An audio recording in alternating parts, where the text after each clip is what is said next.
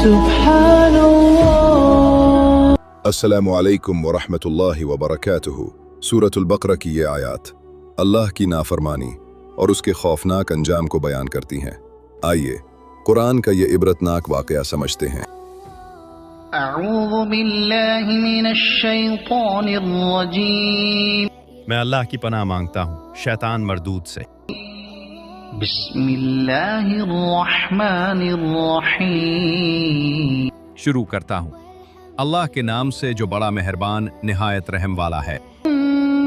तवल्लैतुम मिन बअदि ज़ालिक फलौला फ़ज़्लुल्लाहि अलैकुम व रहमतुहु लकुंतुम मिनल खासिरीन। फिर उसके बाद भी तुम फिर गए, बस अगर तुम पर अल्लाह का फजल और उसकी रहमत न होती तो तुम जरूर खसारा उठाने वालों में हो जाते।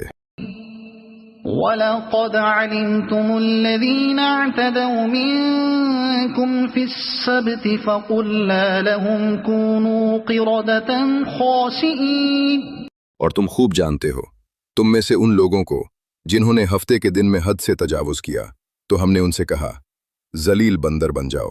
इन आयात में अल्लाह ताला नाफरमानी के खतरनाक अंजाम को बयान फरमाते हैं। बनी इसराइल को हुक्म दिया गया था, लेकिन उन्होंने चालाकी और नाफरमानी की, फिर अल्लाह का अजाब आया ताकि लोग इबरत हासिल करें। ये आयात हमें सिखाती हैं कि अल्लाह के अहकाम के साथ खेलना बहुत खतरनाक है। अल्लाह ताला हमें अपनी इताअत पर कायम रखे। आमीन। कमेंट में आमीन ज़रूर लिखें और सदाए कुरान को सब्सक्राइब करें।